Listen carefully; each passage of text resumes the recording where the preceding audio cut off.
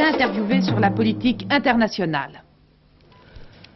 Bonsoir, le présentateur du journal n'a pas encore changé. 7h15, c'est un horaire inhabituel, mais tout à fait exceptionnel. Vous savez que le journal a cédé la place à l'entretien que vont avoir à 8h précises 3 journalistes de la rédaction d'Antenne 2 avec le président de la République. Thème de cette émission, 1 heure avec le président, la politique étrangère.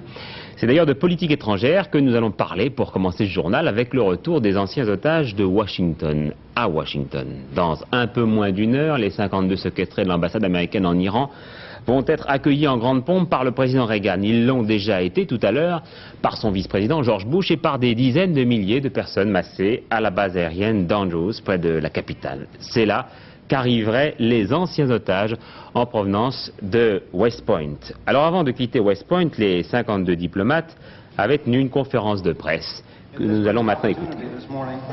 Les anciens otages ont préféré insister sur leur gratitude et leur joie d'être enfin aux États-Unis plutôt que de détailler les conditions de leur détention.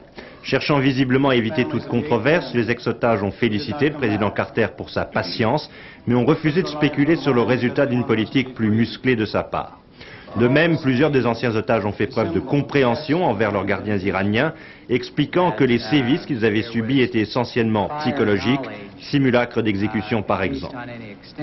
Mais tous ont souligné qu'ils voulaient désormais se tourner vers l'avenir et oublier leur détention longue de 14 mois. Ainsi, un des gardes de l'ambassade a rassuré l'Amérique, les Marines sont toujours les Marines. Some of us hostages supposed to be suffering from some mental condition. But I feel from the people I've talking to since my stay here at West Point that we're all right.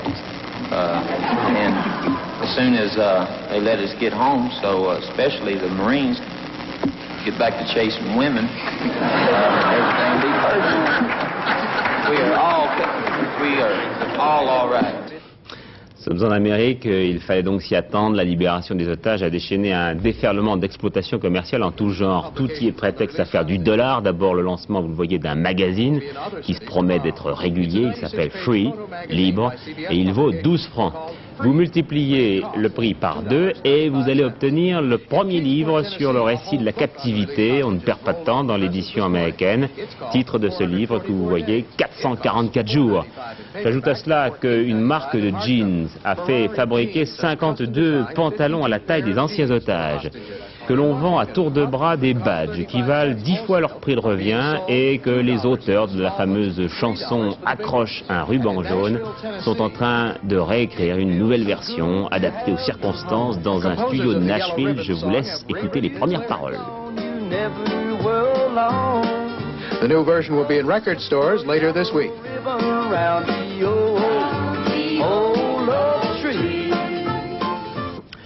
Voilà, sur un registre beaucoup plus sérieux, plus que la libération des otages, c'est surtout l'arrivée au pouvoir de Ronald Reagan, en qui les milieux financiers internationaux tendent à avoir toute confiance, qui a entraîné une véritable flambée du dollar, que nous explique Philippe Sassier. La libération des otages américains n'a rien à voir avec la flambée du dollar, on le voit bien sur ces courbes. Depuis la fin de l'été, le dollar a gagné du terrain contre le mark allemand, contre le franc suisse et contre le franc français. Il valait un peu plus de 4 francs au début de l'année dernière, il cotait environ 4 francs 75 aujourd'hui. C'est la première fois depuis 2 ans que le dollar passe la barre des 4 francs 70. Pourquoi cet envolée? Eh bien, elle s'explique par une carotte et par un bâton. La carotte, c'est celle des taux d'intérêt.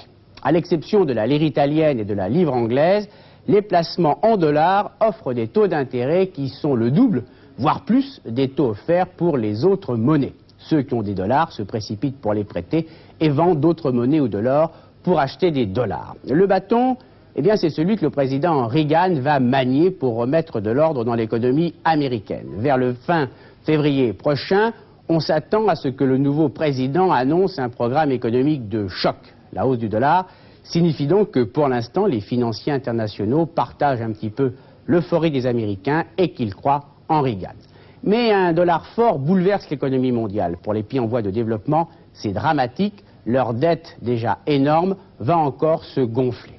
Pour nous, Européens, cela signifie certaines importations plus chères et davantage de difficultés donc pour lutter contre l'inflation. Un tiers des importations françaises, par exemple, se paient en dollars. Et puis, Quand le cours du dollar grossit de 10 centimes, notre facture pétrolière s'alourdit de 2 milliards de francs. On va s'en apercevoir lors de la prochaine hausse du prix de l'essence, peut-être samedi, en tout cas certainement avant la fin de la semaine prochaine. Si le dollar reste aussi fort qu'aujourd'hui, elle sera au moins de 10 centimes, elle pourrait être de l'ordre de 15 centimes, voire plus. Quand alors il va encore piquer du nez, a prédit le président Reagan. Bref, sur tous les marchés internationaux, on réécoute la voix de l'Amérique. Oui, l'or qui a baissé de 10% environ depuis le début de l'année. Alors, puisque nous parlons finance, sachez qu'Air Inter se porte bien. 1 million de passagers en plus de l'année dernière, a dit son PDG, Robert Vergniaud, dont la moitié ont profité des prix réduits. Une inquiétude quand même pour la fin de l'année, la ligne Paris-Lyon, qui sera largement concurrencée par l'inauguration du TGV entre les deux villes. Air Inter prévoit là la moitié de passagers en moins. Du côté de la RATP, à l'appel de la CGT, plusieurs milliers de manifestants se sont rassemblés devant le siège de la régie pour protester notamment contre les sanctions prises à l'égard des ouvriers de Championnet et du conducteur de la rame du RER accidenté. La CFDT, de son côté, a déposé une plainte. En matière politique, il y a toujours le débat sur le démarchage de nouvelles inscriptions sur les listes électorales, inscriptions provoquées par le PC et déclarées illégales par le Conseil d'État. Georges Marchais a rencontré cet après-midi le ministre de l'Intérieur et cette fois-ci nous allons l'entendre. Les camarades qui m'accompagnaient sont intervenus avec virulence pour faire comprendre et indignation, pour faire comprendre au ministre de l'Intérieur que nous n'acceptons pas le diktat qu'il veut imposer et la discrimination intolérable à l'égard des travailleurs. Il n'y a pas deux catégories de citoyens, il n'y en a qu'une. Et les travailleurs ont le droit de vote comme les bourgeois. Qu'est-ce que vous envisagez de nouvelles initiatives du côté du Parti communiste? L'initiative principale, c'est l'appel à tous ceux qui s'étaient fait inscrire en 1980 à confirmer leur inscription. Et la deuxième initiative, c'est une grande campagne à travers le pays pour démontrer, mais là nous entrons déjà dans le cadre de la campagne électorale pour les élections présidentielles, décidément il faut se débarrasser des Bonnet et des Giscard. Alors inutile de vous dire qu'il n'y a pas eu accord entre Georges Marchais et Christian Bonnet. Alors pour ce qui est de la majorité, à la rubrique amabilité, il y a cette déclaration de Charles Pasqua du RPR dans le quotidien de Paris. Le président de la République peut encore rendre un service à la France, celui de ne pas se représenter. Jacques Chaban-Delmas doit être en train de dire à peu près la même chose, mais à Jacques Chirac en ce moment.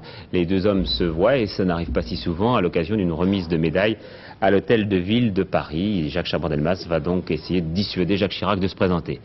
Jacques Chirac qui aura également prêté attention aux propos de Michel Debré ce matin. Ce n'est pas moi qui me présente contre Chirac, c'est le président du RPR qui se présente contre moi.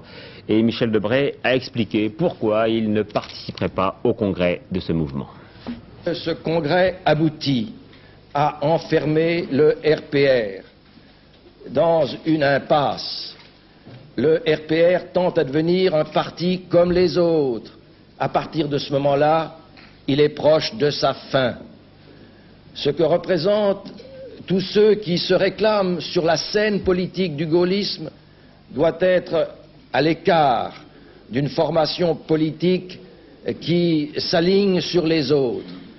Et c'est bien d'ailleurs pour cela que, fidèle à une certaine conception des choses, je me suis présenté seul, je me présente seul, je suis persuadé d'être dans la droite ligne d'une certaine conception inspirée de la réforme de 1962, mais en même temps des exigences d'un sursaut national qui ne peut plus être et qui ne peut pas être l'affaire d'une formation politique. Enfin, pour en terminer avec ces déclarations d'amour en tout genre, il y a cette petite phrase de l'UDF Michel Pinton dans la lettre d'information de son mouvement ce matin. François Mitterrand sait bien qu'il n'a de chance d'être élu président que par accident. À l'étranger, en Pologne, toujours des grèves et des menaces de grève dans plusieurs régions. Le prix Nobel de la paix, l'Argentin Pérez Esquivel, a proposé Lech Walesa comme candidat à sa succession en 81. En Israël, on médite ce soir les critiques du département d'État sur l'installation de 10 nouvelles implantations, ce que certains appellent les colonies sauvages, dans les territoires occupés. On ne s'attendait pas à ce que l'administration Reagan soit aussi ferme avec Israël. Shimon Peres, candidat au poste de Premier ministre face à Menachem Begin, nous avait dit il y a 2 semaines ce qu'il pensait de ce projet. Notre politique pour l'implantation est différent que la politique de Begin. Nous sommes contre implanter les colonies dans les régions où se trouvent beaucoup de Palestiniens. Les deux hommes, Peres et Begin, vont donc se combattre lors des prochaines élections anticipées en Israël. Washington avait également critiqué l'appel de la conférence islamique pour la restauration de la souveraineté arabe sur Jérusalem.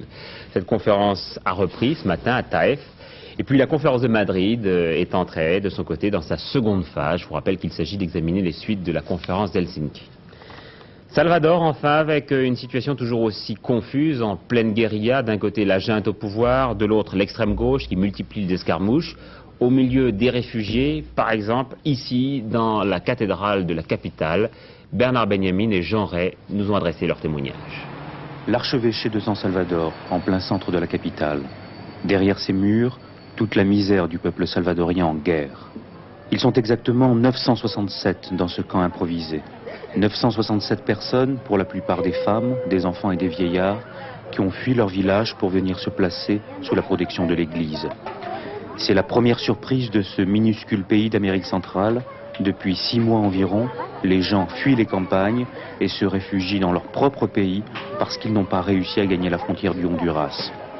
Ils sont près de 100 000 au Salvador qui vivent dans ces conditions, soit dans les camps improvisés de la Croix-Rouge salvadorienne, soit dans l'enceinte des établissements religieux.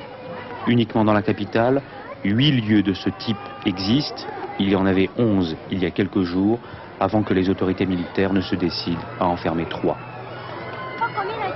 En fait, il manque de tout, et d'abord d'eau, extrêmement rationnée durant la saison sèche. Il manque de médicaments, de vêtements, d'abris, et surtout de nourriture, malgré l'aide que leur apportent les différentes églises du Salvador. Le menu ne varie pas entre le petit déjeuner, le déjeuner ou le dîner.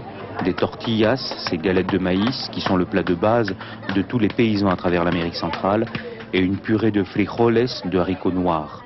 Pas de viande, pas de poisson, pas de lait, mais des queues impressionnantes lorsqu'arrive l'heure du repas.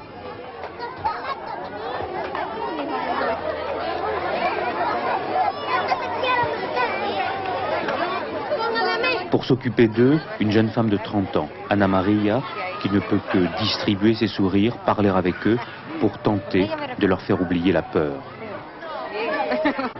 C'est sûr qu'ils ont peur parce que les camps de réfugiés ne sont pas du tout protégés ou à l'épreuve de l'assaut de la garde nationale ou des corps militaires ici, parce qu'on a déjà l'expérience de plusieurs refuges qui ont été envahis par la garde nationale. Avant hier soir, ils ont mitraillé les portes d'un refuge. Dans ce refuge ici, ils sont entrés déjà 3 fois. Et soit qu'ils impressionnent les gens ou ils amènent les jeunes, quoi. Et ils sont retrouvés, plusieurs ont été retrouvés morts. La mort, justement, que l'on rencontre à chaque coin de rue au Salvador, venait de frapper au moment où nous nous trouvions dans le camp.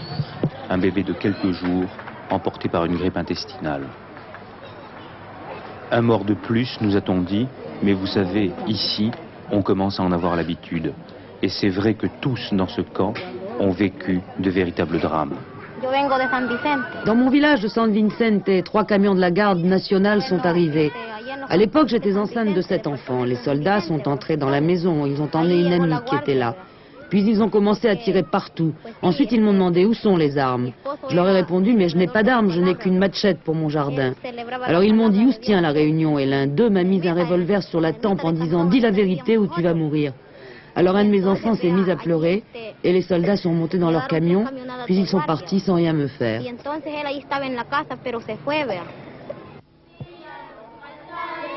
Et c'est tout naturellement dans la prière, dans le catéchisme quotidien, que tous ces gens essaient de trouver l'espoir. Un espoir bien mince dans cette église salvadorienne, durement touchée elle aussi, à commencer par son archevêque, Monseigneur Romero, assassiné le 24 mars dernier en la cathédrale de San Salvador. Un espoir qui risque surtout de s'effondrer par l'intervention des sinistres escadrons de la mort, de l'armée ou de la garde nationale à tout moment.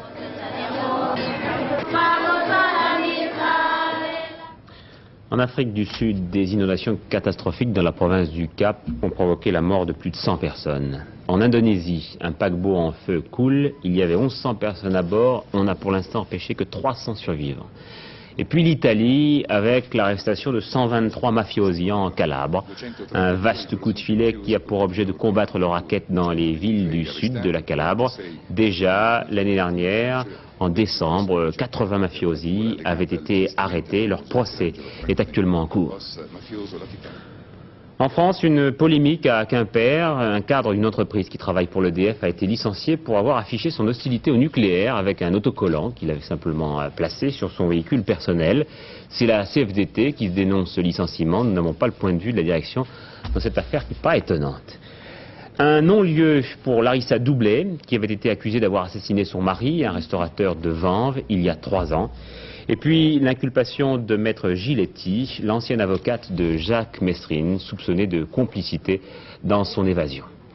Sport maintenant avec des rebondissements au rallye de Monte-Carlo à la suite de l'incident et de l'accident, on peut même le dire, du Finlandais Mikola. Coup de théâtre ce matin dans le parcours commun Monaco-Vals-les-Bains. Alors qu'il dominait outrageusement le rallye de Monte-Carlo depuis le départ, le Finlandais Mikola et son Audi Quattro à 4 roues motrices turbo-compressées ont connu beaucoup d'ennuis durant la nuit. Tout d'abord privé de son éclairage à la suite de la rupture d'une courroie d'alternateur dans la première épreuve spéciale, le Finlandais concédait 1 minute 27 secondes au deuxième du classement général, Jean-Luc Terrier sur Porsche.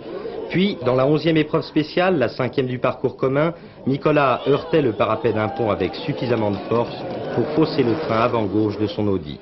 Conséquence, c'est sur 3 roues que celui qui faisait figure de vainqueur hier encore regagnait l'arrivée de l'épreuve chronométrée. Ainsi, de pourchassé, Mikola est devenu poursuivant avec 11 minutes 35 secondes de retard sur Terrier, nouveau leader de l'épreuve. Est-ce à dire qu'il a définitivement perdu le rallye? Sûrement pas, d'autant qu'il reste une vingtaine d'épreuves spéciales avant l'arrivée en principauté vendredi prochain. Pour l'heure, Mikola est à l'écoute de la météo. Pourvu qu'il neige, sa voiture ayant fait preuve d'une supériorité incontestable sur les routes verglacées. Voilà, comme chaque soir ou presque, notre page culturelle maintenant, avec du théâtre ce soir. Les grandes créations théâtrales de la saison parisienne viennent souvent en province et viennent souvent également de province. Le Théâtre National de Marseille s'est installé au Palais de Chaillot pour plusieurs semaines. Il présente Le Fleuve Rouge, une pièce de Pierre Laville, mise en scène par Marcel Maréchal. Pour Georges Bégou, c'est un spectacle à ne pas manquer pour les qualités du texte, des situations et de la distribution, qui comprend notamment Jean-Claude Drouot, Bernard Ballet et Francine Berger. Rappelez le Kremlin 2 fois 103. On ne raconte pas le Fleuve Rouge. Bulgakov, Mayakovsky, Staline, mais aussi le diable sont au rendez-vous dans cette pièce au souffle fantastique qui évoque une ère de l'histoire soviétique. En mêlant le rêve et la réalité, l'auteur et le metteur en scène ont réussi à créer les climats d'une époque où s'affrontent le pouvoir et la création, et à l'intérieur même de ces deux camps, des tendances aussi passionnées que différentes. J'écoute. Nous avons reçu votre lettre. Vous voulez partir à l'étranger? J'ai réfléchi. Je pense qu'il est impossible à un écrivain russe de vivre en dehors de son pays.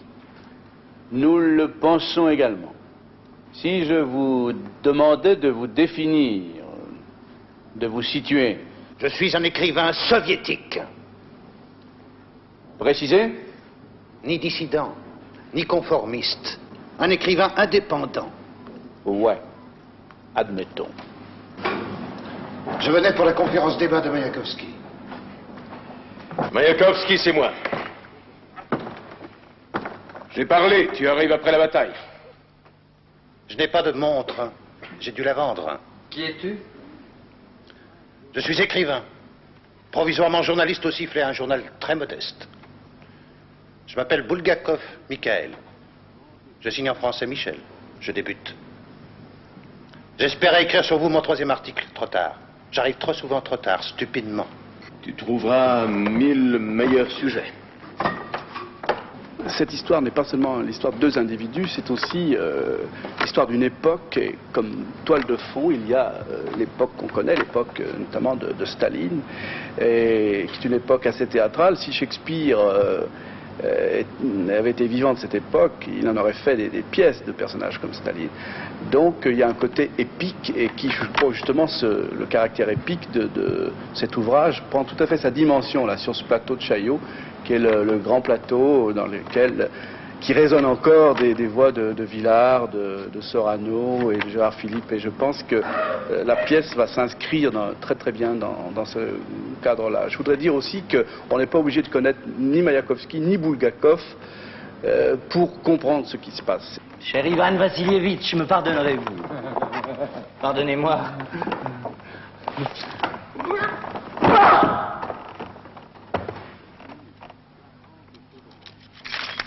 Behemoth recueille ce sang de vipère, le censeur avec sa gueule de prophète. Vous l'avez tué? Mais non, c'est un jeu entre nous, il sait que je ne l'aime pas. Mais il va revivre, l'espèce le veut. À vos ordres! Qu'il revienne en divan, avec des tresses blondes et du strass. C'est ainsi qu'ils auraient. À vos ordres.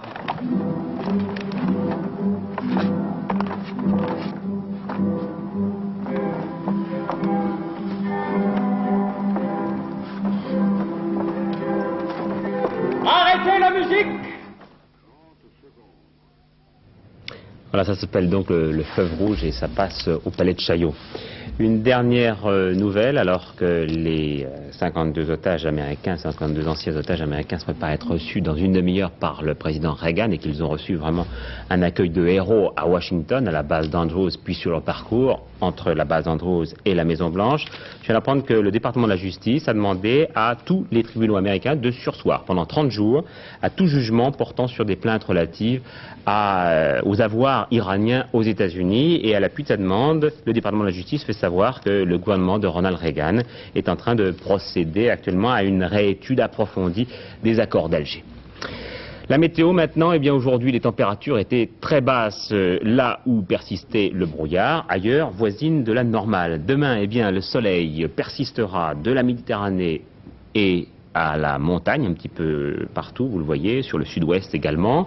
Sur le reste du pays, les brouillards matinaux seront nombreux, parfois accompagnés de givre. Ils ne se dissiperont que lentement pour faire place, comme dit la météo nationale, donc à des éclaircies. Votre dernier rendez-vous avec l'information est très tard dans la nuit, presque au petit matin, à 0h10 avec Pierre Alain, tout de suite donc après 1h avec le président, puis les dossiers de l'écran, et puis demain à 12h45, antenne de midi, Jacques Ruffier, professeur au Collège de France. Bonsoir à tous, à demain 20h.